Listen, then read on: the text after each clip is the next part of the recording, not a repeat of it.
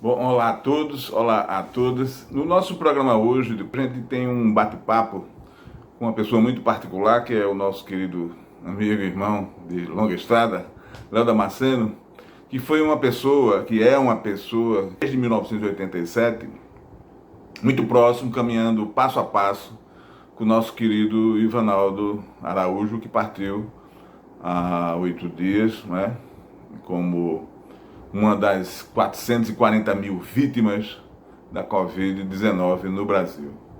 E a gente queria colher de Léo alguns fatos, né, alguns momentos importantes que eles conviveram juntos, para que pudesse também enriquecer toda essa compreensão da experiência, da trajetória humana de Ivanaldo. Então, bem-vindo, Léo, ao programa, agradeço a tua participação. E a primeira pergunta que eu queria te fazer, Léo, é uma pergunta óbvia. Como é que você conheceu o Ivanaldo? Quando você Ivanaldo eu conheci em 87, quando ele chegou da África, veio aqui para Recife, e ali eu o conheci. Ele, logo quando chegou, poucos dias depois, foi dado a ele o empenho de acompanhar os Gen 2. Eu era um Gen 2 da época, e então ele passou a nos acompanhar. Também naquele momento eu já era assistente Gen 3, eu acompanhava, né, o Gen 3 desde 87, com o Luiz Carlos, que era o então assistente, e quando o Ivanaldo assumiu o Gen 2, eu era já assistente.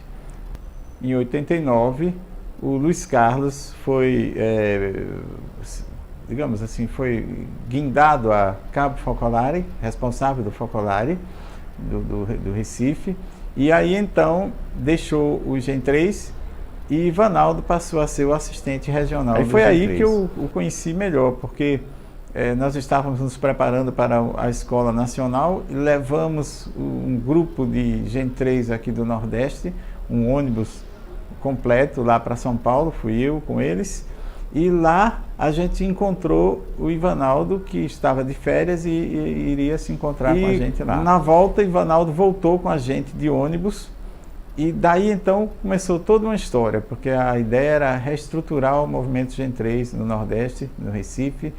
A ideia também era ampliar o movimento Gen 3 no sentido de não só pessoas que já participavam da obra, né, filhos de pessoas que já participassem da obra, mas também a gente ir mais além. Bom, a partir dessa caminhada de vocês dois juntos à frente do movimento Gen 3, qual foi, digamos, o horizonte que vocês visualizaram a partir dessa caminhada juntos na vida, digamos, no engajamento, ou que direção vocês queriam dar ao movimento Gen 3 a partir dos anos 90? Nos anos 90 até 96, por aí, o movimento Gen 3 do Nordeste passou a ser referência. O noticiário da obra mundial sempre tinha uma ênfase para o Gen 3 daqui. Realmente era uma referência por conta de experiências que eles procuravam fazer no nível pessoal e também indo ao encontro dos amigos, também das pessoas necessitadas da idade deles, né? Os pobres. E aí a gente, por conta disso, as Olimpíadas passaram a ter esse caráter de inclusão, né? Incluía pessoas de vários segmentos, né? Desde o Colégio Damas, onde Ivanaldo ensinava, até meninos assim das favelas, dos Coelhos, também da ilha de Santa Terezinha, do próprio Igaraçu, e além de outras cidades do Nordeste que também traziam aqueles meninos mais pobres, digamos. Então, a gente queria que tivesse esse cunho social cada vez mais evidente. Então, inicialmente, você, para fazer a inscrição, pagava uma taxa. Aí depois a gente inverteu isso, a gente fez o seguinte: a inscrição vai ser o que a gente chamou o kit verde e o kit azul. Quando eu digo a gente, eram os Gen 3 que preparavam tudo, eles eram os protagonistas. A nossa função era executar a ideia que eles prospectavam, né, que eles tinham. O kit verde e o kit azul. O kit azul era um kit de roupas. roupas, toalhas, essa coisa. E o kit verde era material de higiene, pasta de dente, escova de dente, sabonete. Então, os meninos, a inscrição era isso, e depois das Olimpíadas, realizadas as Olimpíadas, a gente escolhia um dia no ano e íamos aqui em Recife, nos ambientes ali no centro da cidade, onde tinha muitas crianças na rua e também jovens. Então a gente escolhia uma daquelas noites e ia distribuir isso, também ter um contato com eles. E isso para adolescentes era um negócio revolucionário, porque foi uma experiência maravilhosa de proximidade. Também a gente acompanhava um orfanato aqui em Recife, e esse orfanato a gente ia lá de 15 em 15 dias fazer que chamávamos de uma jornada com os meninos de lá, e contávamos a história do movimento Gen3, e muitas brincadeiras, muitos jogos, e esses meninos também foram e participaram das Olimpíadas ao longo no tempo que elas aconteceram, que elas foram realizadas, né? Com as Olimpíadas, nós chegamos também a esses meninos que moram na rua. Recife era modelo, então outras cidades também conseguiram fazer isso. Lembro de um fato memorável em 1994, que a gente teve a ideia de assistir a final da Copa daquele ano com eles na rua. Porque os meninos diziam assim, a gente assiste geralmente a final da Copa em casa, com os amigos, e eles, como é que poderiam assistir, se eles estão na rua e tal? Surgiu esse tipo de reflexão. Aí a gente conseguiu televisão, conseguiu toda a logística, né? Até nessa altura com a ajuda da prefeitura, do Recife. Então, a gente reuniu aquele povo todo num telão assim bacana, e a gente assistiu o jogo, a final com eles. No final foi aquela alegria, aquela festa mesmo, né? Que o Brasil foi tetracampeão. Então, iniciativas como essas nós fizemos várias. Também a do Valmir, que era um menino lá de Palmares, que a gente conheceu, e ele andava se arrastando pelo chão. E então a gente dizia, meu Deus do céu, temos que fazer alguma coisa. Então mobilizamos o Gen3, e moral da história, ele fez 3 cirurgias, e com essas cirurgias hoje ele é uma pessoa assim que anda normalmente, hoje é motorista de táxi, como o pai dele era naquele tempo. Mas isso mobilizou o Gen3 do mundo inteiro. Todo mundo participou, fez através de uma comunhão, onde cada um participou doando algum dinheiro, doando o que era possível para ajudar nas cirurgias dele. Foi uma coisa assim extraordinária, e como essas fizemos outras experiências. Bom, a gente sabe também, né, que dentro dessa trajetória, dessa caminhada que vocês realizaram, surgiu como fruto dessa experiência de engajamento social que o movimento Gen3 em Recife começa a ter com você e com o Ivanaldo à frente, surge o projeto Recriança.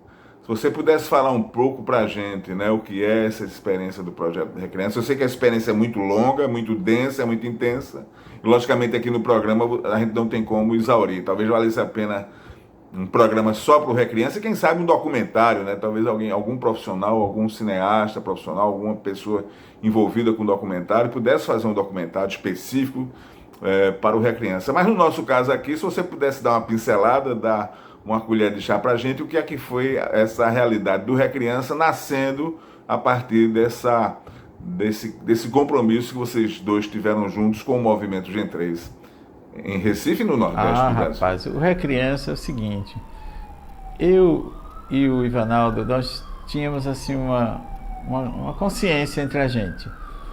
Era que, tudo bem, nós éramos assistentes Gen3, caso, mas o nosso coração, principalmente o de Ivanaldo, posso dizer assim, ele não se restringia o pessoal que participava, que era Gen3. A gente colocava no nosso coração todos os meninos e meninas, principalmente os que sofriam. E aqui no Recife, especificamente, mas em outras cidades, o índice de assassinatos de crianças e adolescentes era enorme. Era uma média de 6 a 7 por dia.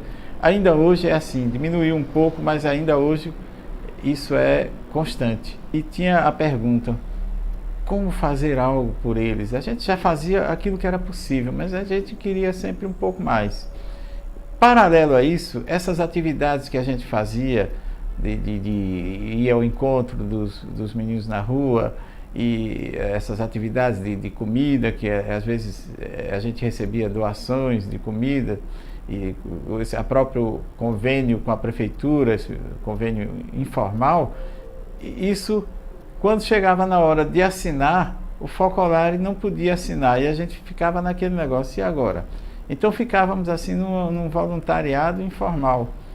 Aí até que refletíamos a possibilidade de nascer uma entidade jurídica que pudesse assinar, que pudesse levar para frente o acompanhamento a esses meninos e meninas, né, de rua e moradores de rua e outras situações de sofrimento que o pessoal dessa idade passava e passa ainda hoje. Então daí amadureceu a ideia do Recriança. Foi quando uma pessoa nos veio com uma possibilidade de que uma senhora tinha uma entidade, mas ela estava se sentindo já idosa e não tinha mais condições de acompanhar a entidade. Então, moral da história, passou essa entidade para nós.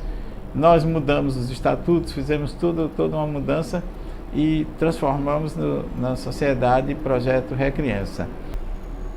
O Ivanaldo participou ativamente disso também. E aí, eu me lembro que no dia de lançamento do projeto assim, na sociedade, nós convidamos um cantor e compositor, João Bosco, para vir a Recife e fazer um show e tal. E às vezes esses shows são apresentados pelas companhias que trazem, né? A companhia X traz o show de fulano de tal.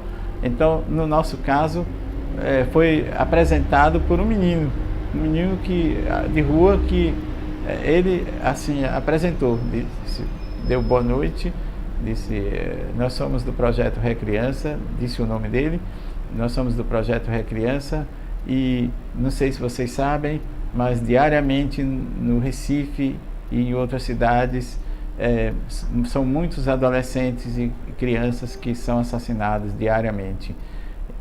Quando ele disse isso, não se conteve, caiu no choro. A gente ficou ali, ficou aquele silêncio, o Teatro Guararapes com mais de 1.800 pessoas, quase lotado, e aí ficou aquele silêncio. Aí ele se refez assim e disse: então, para inaugurar o nosso projeto Recriança, para dar uma assistência a essas pessoas que a gente quer fazer isso, para inaugurar, a gente convidou o João Bosco. Aí João Bosco entrou, chorou até, porque ele disse: poxa, essa apresentação eu nunca imaginei que fosse feita para mim. E depois ainda fez, depois do show, conversando com a gente, ele ainda fez uma doação lá para o projeto. Então, o projeto propriamente nasceu assim. Também, claro, a gente mandou para a Chiara a ideia, ela mandou uma palavra de vida para a gente: vinde a mim todas as criancinhas, e deu ainda uns conselhos para a gente. Ela disse: eu desejo que vocês consigam fazer com que algumas dessas crianças e adolescentes descubram o grande amor que Jesus tem por elas. Foi assim que nasceu o Recriança, com a ideia de ser uma entidade que seria absorvida pela obra. Até hoje não foi como a gente queria, mas quem sabe Ivanaldo agora lá tem uma graça a mais, né? Quem sabe se a coisa não toma um rumo mais dinâmico nesse sentido. Mais ou menos isso. Léo, se você pudesse nos dizer um pouco, né, em breves palavras, como é que foi esse último momento que vocês tiveram de convivência presencial lá em Curitiba, por ocasião, logicamente, daquela sua visita ao acampamento Marisa Letícia, que foi a resistência democrática que o Brasil fez para poder estar lado a lado com o presidente Lula e corrigir a injustiça, a ilegitimidade, a ilegalidade, a violência política que ele sofreu por 580 dias. Por ocasião desse triste episódio, né, do golpe no Brasil, onde Lula estava preso lá em Curitiba, então me veio o desejo de ir lá tentar falar com ele. E aí eu dizia, mas a quem eu chamaria para me acompanhar? Então, assim, a única pessoa que me veio em mente que poderia estar comigo lá era Ivanaldo, que se tornou, vou dizer assim, o melhor amigo na obra que eu tive. Assim, cara que me acompanhou até o fim, a gente estava conversando, trocando ideias. Ele sempre, diariamente, ligava para mim, ou eu ligava para ele. E não era só para perguntar como é que eu estava e tal, mas era para compartilhar algo, para a gente colaborar com alguma coisa. Ele dizia, Léo, lê aí, vê aí, eu estou preparando o meu TCC, vê se esse texto está bom. Se não tiver, a gente muda alguma palavra. É tanto que surgiu até uma brincadeira lá no Focolare, que o pessoal dizendo assim, Ivanaldo, quem é que está fazendo a faculdade? É você ou é Léo? Essa é só uma brincadeira, claro que era ele que fez teologia e agora estava fazendo mestrado.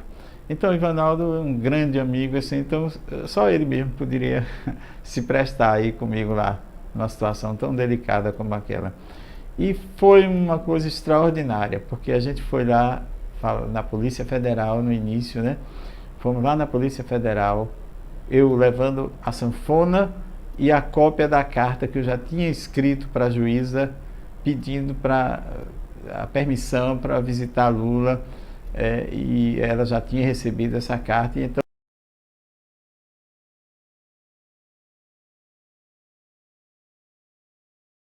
nós chegamos lá em frente à Polícia Federal com a carta na mão e a sanfona, e aí fomos recebidos por uma senhora, uma assessora lá, e eu perguntei para ela se ela gostava de Asa Branca, porque eu dizia que não era por política que eu estava ali, era porque eu sou nordestino também, e ele gosta de música, e eu queria tocar uma sanfoninha lá para ele, para alegrá-lo, inclusive Asa Branca. E aí até disse assim, a senhora quer que eu toque aqui para a senhora ouvir? Ela disse, não, não, não. Aí fotografou a gente e foi lá para dentro com a carta na mão, depois voltou e dizendo que não era possível, aquela embromação toda.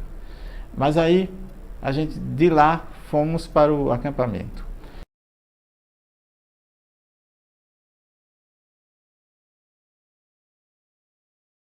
E no acampamento, poxa, a gente vê que Ivanaldo era a mesma pessoa em todos os ambientes. E Ivanaldo logo se lançava, porque naquele momento estavam chegando várias delegações, várias pessoas de várias cidades, até do exterior. E Ivanaldo se dizia assim, Léo, um minutinho que eu vou aqui. Aí fazia, minha amiga, meu amigo, você está chegando de onde? Olha, me dê aí essa sua mala, a sua valise que as pessoas traziam, né? Barraca, traziam uma bolsa com algumas coisas. Aí, vem cá. Aí já perguntava a alguém, onde é que é? Olha, essa pessoa chegou. E, poxa, com a mesma alegria, como se estivesse na Mariápolis. E ali a gente passou o dia ali com eles, cantando, tocando, conversando, almoçamos juntos, almoçamos com o pessoal do MST. Foi uma experiência fantástica. Depois, por volta das 18 horas, a gente saiu, assistimos à missa e depois fizemos um lanche rápido. Ele disse, foi para a faculdade, eu fui também com ele, fiquei lá esperando e às 10 horas mais ou menos estávamos lá no Focolare. Mas no final ele dizia assim, Léo, hoje foi um daqueles dias que a gente diz no final do dia, obrigado Jesus, obrigado, pude amar concretamente, pudemos, né, durante todo o dia, né. Bem, eu queria agradecer a Léo, né, e eu espero que as pessoas que estejam, que tiveram a oportunidade de assistir ao programa, né, tenham ficado contentes, satisfeitas, né, que são fragmentos, né, daquela experiência maravilhosa de vida que o Ivanaldo deixou, no exemplo de vida que ele deixou para nós, e que, logicamente, a presença de Léo nessa trajetória teve uma particularidade enorme, né? Então, muito obrigado a todos e até o próximo programa. Até mais.